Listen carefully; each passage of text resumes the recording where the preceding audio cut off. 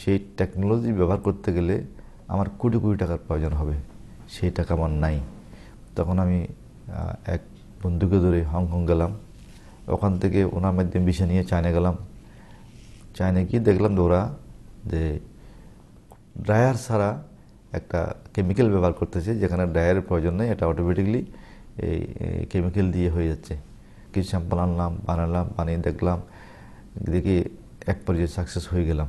বাঙালিদের মধ্যে industrial swing থ্রেডে আমি ফাউন্ডার। সততা, নিষ্ঠা, পরিশ্রম এবং আল্লাহর উপর ভরসা যার থাকবে, সাকসেস ইজ এ মাস্ট। আমি একটা কথা বিশ্বাস করতাম যে it is better to had a dog than to tell a tiger. এই ছিল আমার মূল মন্ত্র। আমি ব্যবসায়ীতে ছোট হতে পারি, কিন্তু আমার লাইনে আমি নাম্বার ওয়ান হতে হবে।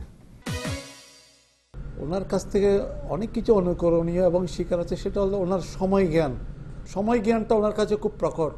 ব্যক্তি আব্দুস সালাম এবং উদ্যোক্তা আব্দুস সালাম, এখানে আলাদাভাবে দেখার কোনো সুযোগ নেই আমার দৃষ্টিতে। সব ক্ষেত্রে মানুষের প্রতি যে মমত্ববোধ এবং ভালোবাসা, সেটি যদি থাকে তাহলে আমাদের প্রত্যাশাও একটু বেশি থাকে। সেই প্রত্যাশা আমার রয়েছে যে তিনি আরও সাফল্য অর্জন করবেন। ব্যবসায়ীদেরকে বাদ দিয়ে একটা সমাজ, একটা রাষ্ট্র চিন্তা করা যায় না।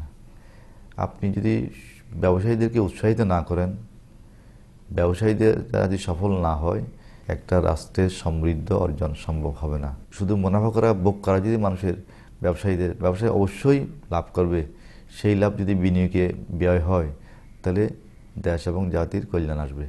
কালো টাকার উৎপত্তি স্থল চিহ্নিত করতে হবে। সেই উৎপত্তি স্থল ব্যবসা না, সেই উৎপত্তি স্থল অন্য জায়গায়। সেটা চিহ্নিত করতে পারলেই পরে কালো টাকা বন্ধ হবে। তার যে ভিশন, সেটি অত্যন্ত প্রখর।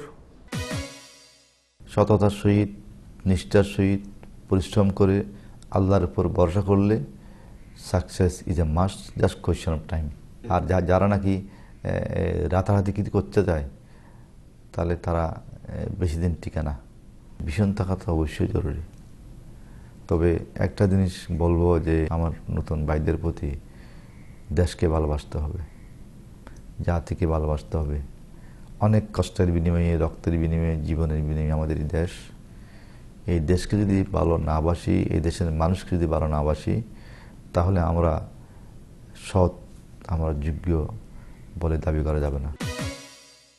প্রিয় দর্শক, আমরা জনাব আব্দুস সালামের নিজের কথা এবং তার ঘনিষ্ঠজনের কাছ থেকে শুনলাম।